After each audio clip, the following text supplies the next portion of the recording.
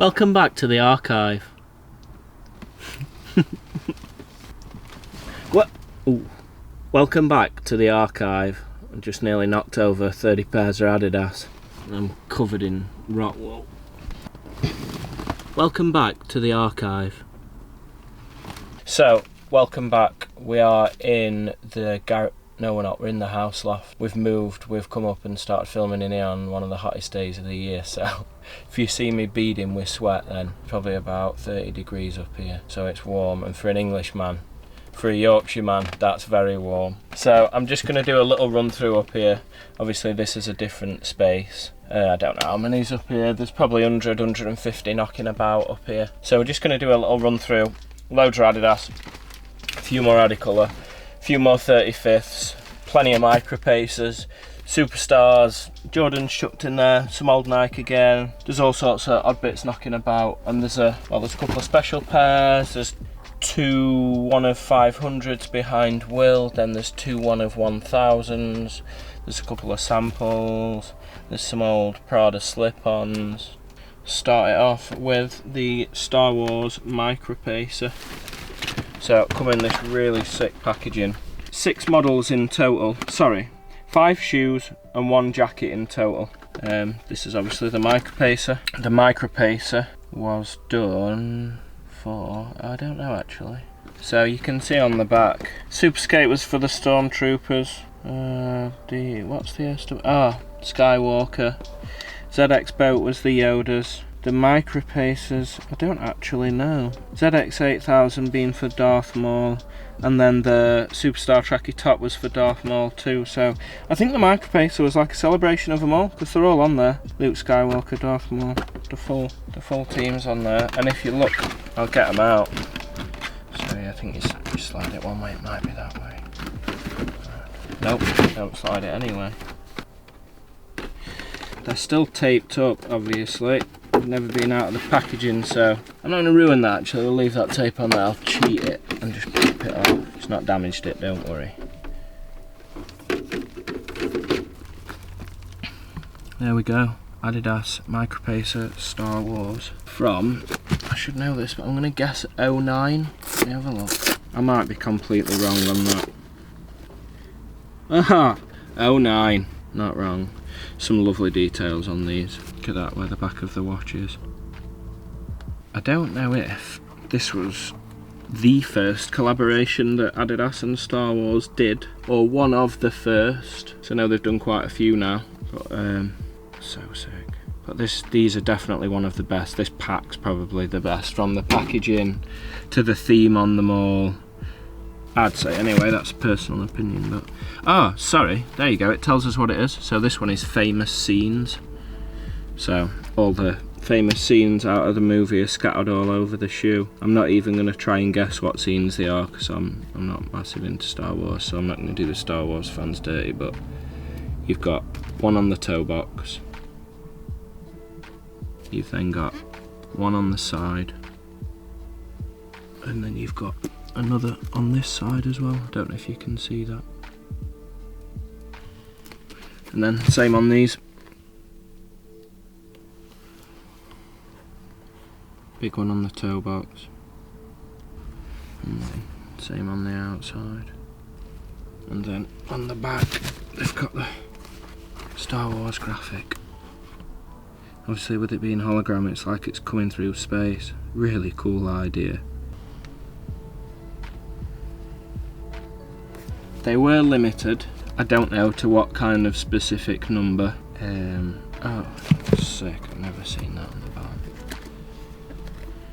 Yeah, I don't know what kind of number, but I know they were limited to a good extent. Maybe they were 135 quid for spring summer 2010. Maybe 5,000 of each pair, 10,000 of each pair. So not crazy, but I don't imagine there's many left. Brand new with the tags on, still in its original packaging with the original sales sticker on it. 135 quid, blue, UK 7.5, Adidas SS10, which is spring summer, 10 being 2010. So if you're ever looking at codes and on labels, AW is autumn winter, SS is spring summer. So yeah, SS10. So I said they were 09, that will have been the production date. The actual release must have been 2010. And then, as you get with all Micropacers, you just get the card, which tells you about how to work the clock and whatever else. Because I didn't explain that, I should probably explain that they come with a stopwatch and clock in them.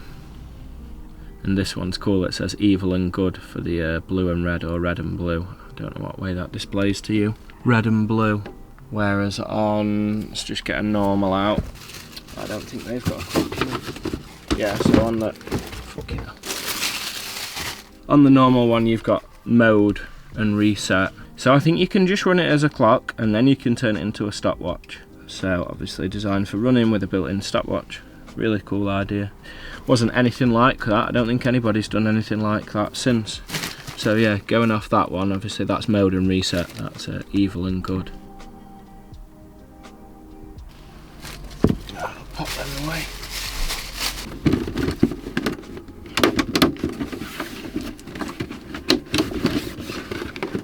Oh, that's tight. I'm gonna cut my fucking fingers on plastic.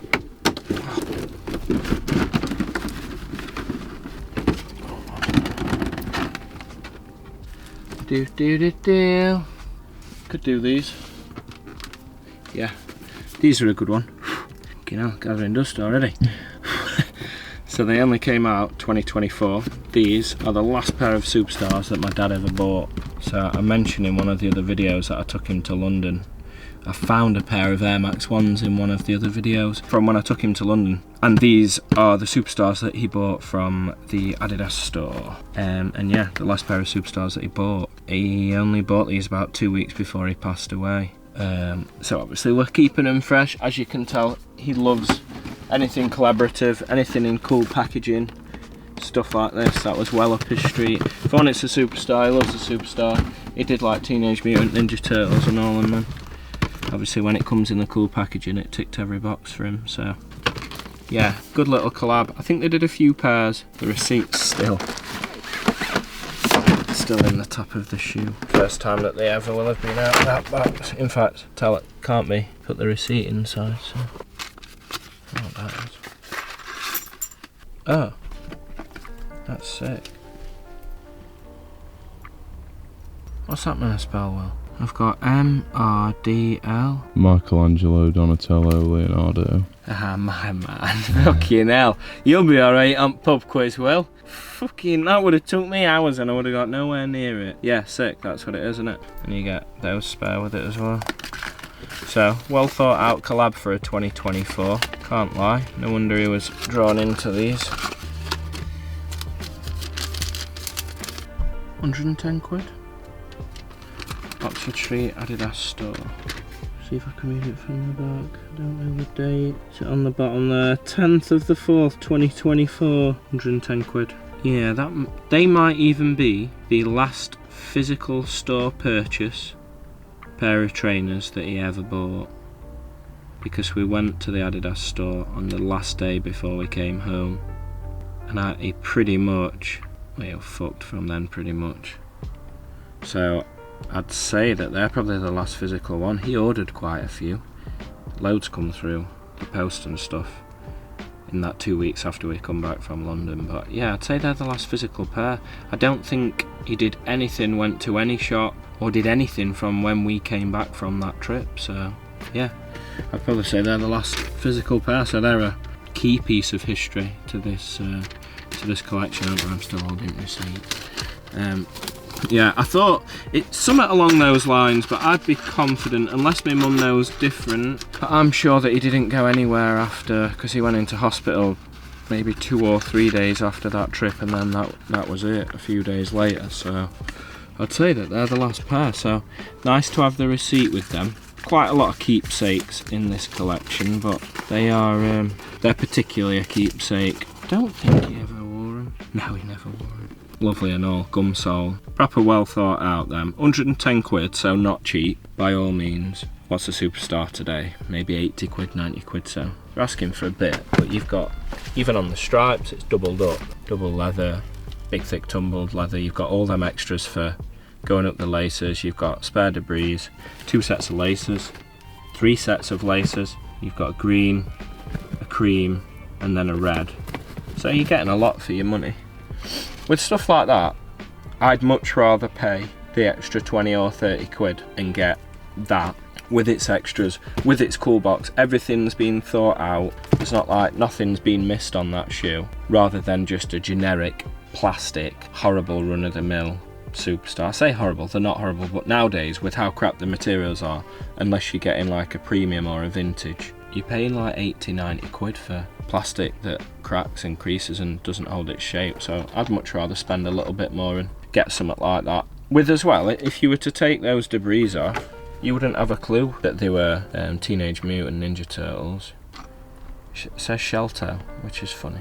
So that's obviously the nickname for him, but it's obviously the turtle shell on the toe, whereas everyone called him Shelltoes just because the original Superstar, just me to not have one round me, obviously has the shell on the front. So that's quite a cool little touch, that I like that. That's even been thought out really well. Yeah, good spot that well. I didn't actually clock that. That blends in that well because it says Shelltoe that I didn't even notice.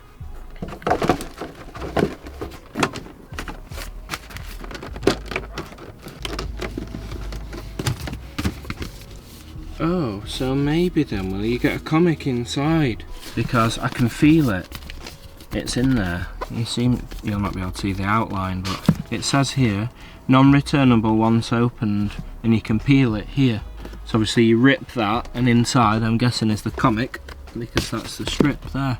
I could be wrong. I'm not going to open it because, well, I'm just not. Although I'm really tempted. And I could, but no, that's bad. He'd be fuming at me. But why would you do that? You could have just googled it, but the intrusive thought wants to be winning. But I'm not going to do it, so I will Google that. But I'm quite confident that in there it has a comic. It'd make perfect sense too. So even better. That's so cool. Ticked every box then. That's made them even better for me. That not only are they a really nice pair anyway, and have a great story and are very sentimental to me, they're also a really cool collab. I don't even know if he would have known about the comic inside, because I think he would have told me about that. That would have been one of them where he'd text me. We always used to just text on random things like that. 4 weeks later, oh, looking at them Superstars for 100th time, and I've noticed that there's a comic inside. Oh, have you opened it? No. No, but I know it's there.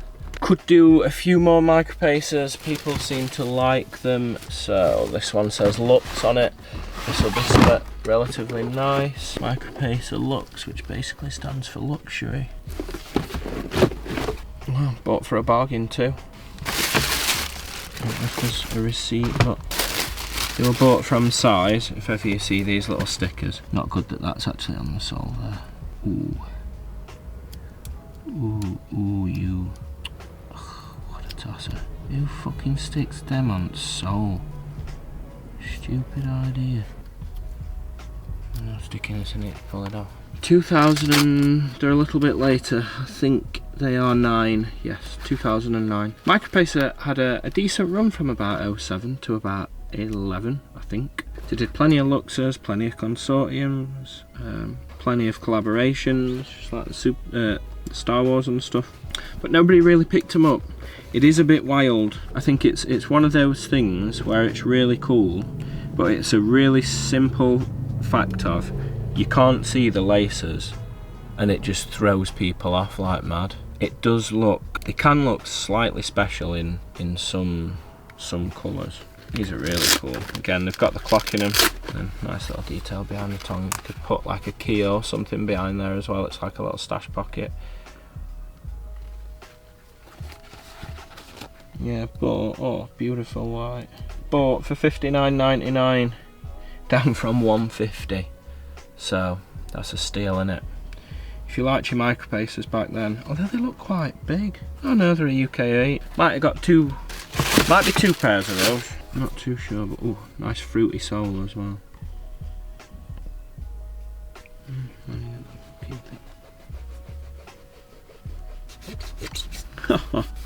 See ya. Little tip, if ever you've got like a sticker or anything on like that, Number one thing in the first place is don't do what I did and just rip it off. If you peel it really slow and give it a bit of tension, it'll just come off. It just takes a bit of time. If you're impatient like me, then peel it all off. But if so, just lick your finger or get a wet cloth, just rub it, build a bit of tension up behind it, because it melts the glue.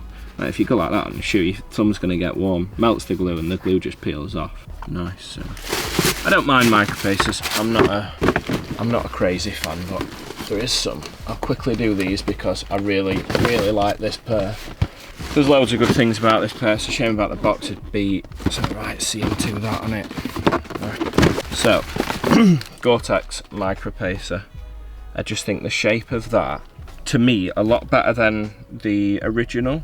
I don't know if it's because they've had to use these waterproof, like vulcanized, bonded materials, but even like how they've done this welted, again, rubber bonded kind of material around the watch to try and make them fully waterproof. Fully Gore-Tex lined as well. Got the little metal Gore-Tex emblem on them there. I can't remember, there's two Gore-Tex pairs from around this similar era. I think these are the second lot, so they're 2011, brand new with tags. Yeah, not being one. Look how much that sold, pops. Yeah, they're 11. I think these were the first ever Gore-Tex Micropacer. Got a really cool box. Obviously, with it being Gore-Tex, it's like an outdoor wooden bark kind of finish. I don't even know what that is, but it's sick. Yeah, so different approach. Instead of the metal emblem, you've got like the old school Gore-Tex tab on them. I think might make an idiot of myself here, but I'm pretty confident that these are a bit younger, like 09, 010. So again, different approach. They've gone for a more modern Gore-Tex kind of look, whereas these have fully encased the watch. That's left it exposed with like a kind of sealed top. This has just encased it. Let's have a look. Oh, look how cool that is. And that's the traditional Gore-Tex logo as well. Again, stash pocket at the back of it, stash in whatever you want, it'd be fully waterproof. Let's get to the year. 2008, they were the first Gore-Tex Micropacer. I remember my dad didn't actually get these on the release. We had to chase them down off eBay. I'm doing this to get the inner sole out, so it's got a nice little inner sole to it too. So, world famous for quality. They're not a consortium. They weren't a standard release. Obviously, they are a collaboration between the two brands, which was rare then because Gore-Tex was just Gore-Tex back then, and it was just purely for waterproofing and for people going out into the walk-in woods, camping, climbing, skiing, all of the above for what you'd use Gore-Tex for, not just for general streetwear. So these were seen as a bit, not an odd collaboration, but you just wouldn't have really expected it because Gore-Tex were doing bits. They did bits with Stussy, they did bits, they've always have, and did bits with everybody, but a lot less than what they do now. Say they collaborate with Supreme and Palace 2-3 times a season at least, whereas back then that was rare. Well, that was in 08 and they were in 11, so there's a 3-year gap between when they did that collab again, and they're the only two Gore-Tex Micropacers that we have, and I'm pretty sure they're the only two that are Gore-Tex. Don't quote me on that. I know a bit about my Micropacers, but not loads, but I'm quite confident on that because we probably would have had the third one. But yeah, there's not many of them about, and like I say, back then that was a really rare thing. You just didn't really get collabs back then. A lot of companies like these kind of just did their own things. Like, these are a celebration pack. There's like the Lux packs. There's then there's the OGs and stuff, 1984. Yeah, nobody really did that, so for stuff like this, really cool. UK 8 as well, so both 8s, but yeah, well different. Really nice that they came back, they had opportunity to do it again, and they completely changed it. So they chose an old school way of using Gore-Tex and then the completely new modern way of using Gore-Tex. So only 3 years apart, but it just shows how much style and Gore-Tex advanced in that period of time. And I think they fit for 2008 really well, and they'd fit for 2011 really well and all. Yeah, I think you might get, I thought they were 170 quid.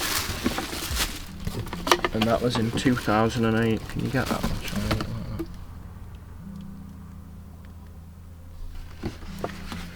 Not cheap at all, but really cool, and nowadays will be very, very rare. What are they? OA, 17 years old. Yeah.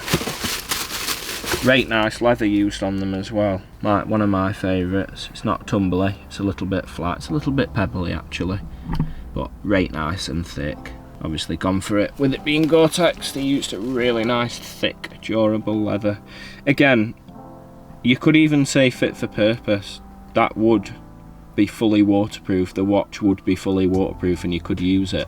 Not saying Gore-Tex just slap a logo on stuff now, but the logo seems to get dashed around on a lot of things what you wouldn't actually be deemed fit for purpose. To go and use it as a Gore-Tex product, if that makes any kind of sense. Like a lot of the stuff that they just chuck the logo on now, definitely wouldn't go out and use it. And I'm not saying you'd go out and use this Micropacer, but they built it so you could. Same with that one. It's genuinely fully waterproof and a full thought out idea. So you could have done if you wanted to. That's where the collabs were mint, because you actually had two companies coming together. You had Adidas who had the silhouette, and then you had Gore-Tex who came in and said, right, let's make this silhouette fully waterproof using the best materials and a couple of new design techniques. Instead of, alright, do you want to use our logo? Yeah, give us 40% on it. Alright, slap the logo on it then. Two teams that came together, well, obviously loads of designers, but two heads that came together from two companies and produced something really, really cool. Right, enough of them. I feel like I've been speaking about them for ages. So I don't know much about Micropacer. It sounds like I like them. Oh, sorry, Sol will. 80s, 90s kind of tealy, sunflower yellow sole as well. Goes perfectly with the upper. Emerald green, sorry. Navy. Proper 90s kind of colourway. That's what you see, all two-piece ski suits in like them kind of colours. Pink, lime green, sick. Put them on top so they don't get any more squashed. That was black. Another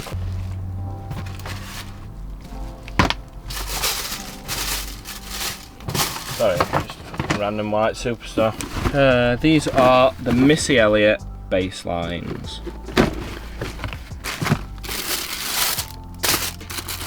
She did a few different silhouettes. She did some highs, she did some lows. I even think she did some mids.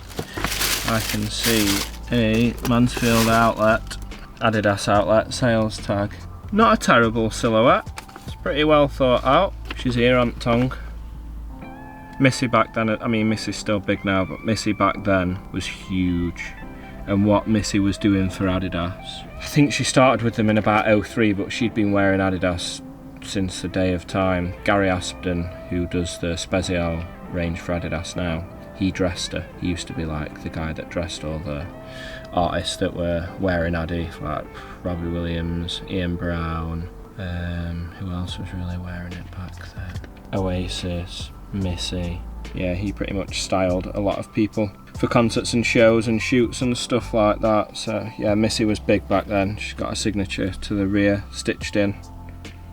Loads of design cues towards her. She's got this really cool camo print like on the toe cap.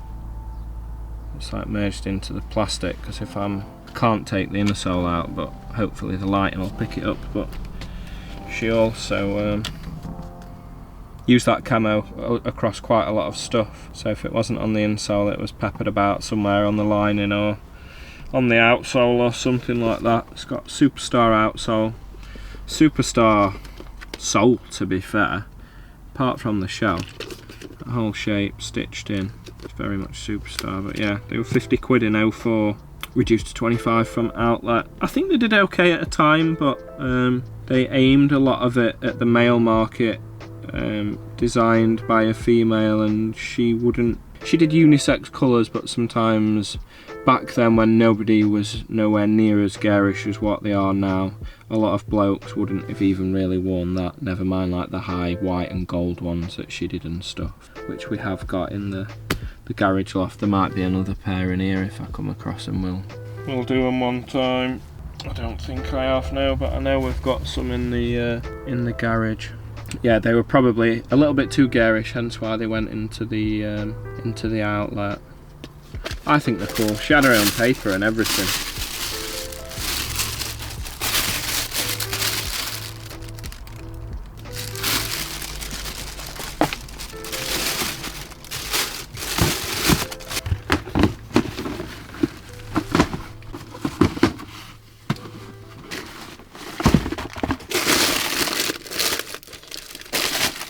An Adicolor High from 2006. So not part of the Adicolor series, but came out at the back of the series.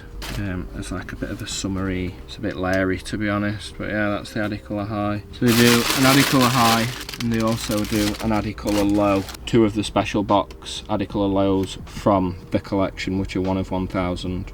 I'd say the Low's better than the High. It's pretty funky like, but I wouldn't wear it. I think, yeah, might have worn them once maybe. Maybe at a push. Yeah, this model hasn't been out for, ooh, Christ. I bet it's not been out for 17, 18 years. I haven't seen the Low, I haven't seen the High, I haven't seen any of them. I think the Low would probably do alright if it came back now. But yeah, I've not seen them for a very, very long time. It's cool though, loads of different use of materials. It's got like a woven kind of toe box, which is really cool. Nice leathers, and then woven at the rear tab as well. Don't know about the neon laces, but I'm not against them. They're pretty cool. I'd say fresh for 2006, but my dad had no,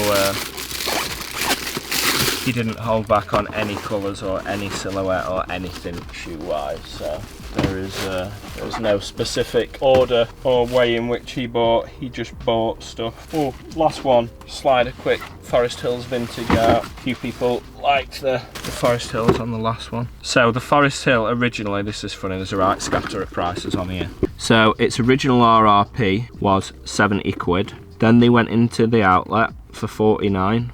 Then they went down to 35. Then they finished at 21.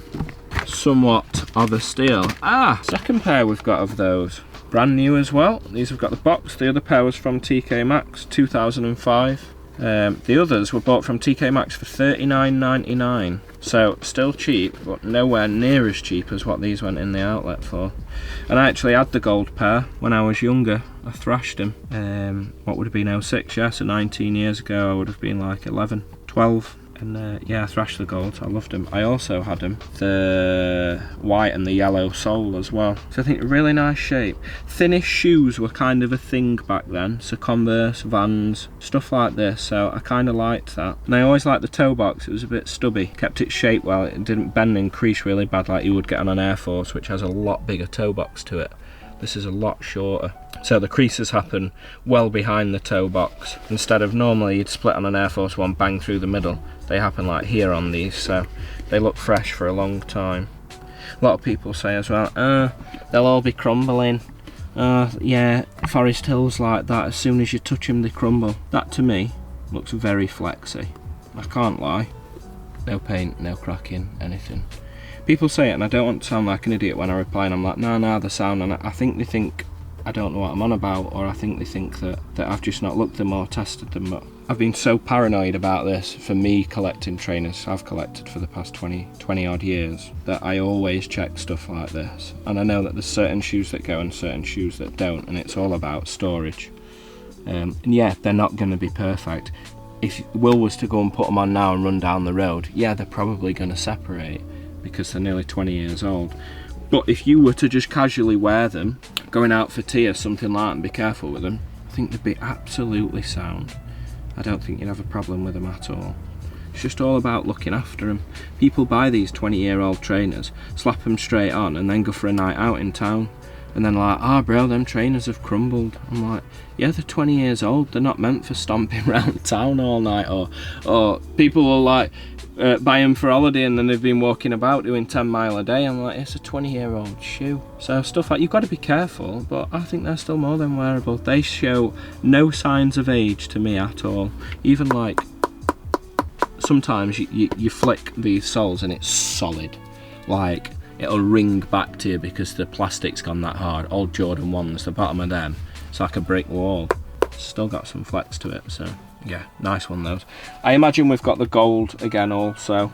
We've probably got 2 of each. Yeah, one set will definitely be going up for sale. I'll probably keep the other set. I'll definitely keep a gold set for me just out of nostalgia. And I don't mind the silvers, in all honesty. I genuinely don't mind them.